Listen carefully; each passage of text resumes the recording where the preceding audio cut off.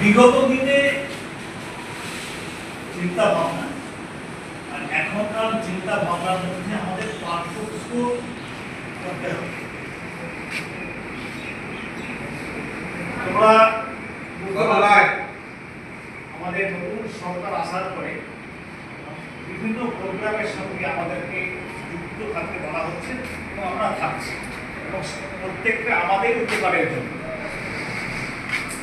যেমন আজকে দিনটা সম্বন্ধে কিছু তোমাদের আলোকপাত করেছি, সেটা হচ্ছে এই যে আমরা পশ্চিমবঙ্গ, বাংলা ভাষা একটা রাজ্য, বঙ্গের আগে পশ্চিম কথা আছে, মানে নিশ্চয় পূর্ব বলে একটা কথা নিশ্চয় থাকবে, স্বাভাবিক। এটা আমাদের এই পশ্চিমবঙ্গের জন্ম কিভাবে হলো? এবার বাংলা ওপর বাংলা মিলে আমাদের 30 কোটি বাঙালি,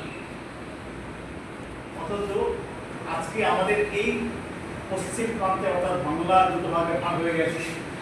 সেখানে আমরা আমাদের নিজস্ব সংস্কৃতি অনুযায়ী চলতে পারছি, নিজস্ব চিন্তা ভাবনা অনুযায়ী চলতে পারছি, নিজস্ব পড়াশোনার অগ্রগতি নিয়ে আমরা একটা উন্নয়নের দিকে আমরা চলতে পারছি। এই পশ্চিমবঙ্গের জন্ম তার আগে আমাদের বঙ্গপ্রদেশ একটাই ছিল। 1947 সালে 20শে জুন আজকে তারিখে আমাদের এই পশ্চিমবঙ্গের সূত্রপাত, অর্থাৎ পশ্চিমবঙ্গ বলে একটা আলাদা একটা রাজ্য হবে, সেটা আমাদের ভারতীয় রাষ্ট্রের একটা অঙ্গরাজ্য হবে, সেদিনকে ভাগ্য নির্ধারণ করা হয়েছে। তৎকালীন তোমরা ইতিহাসে পড়বে,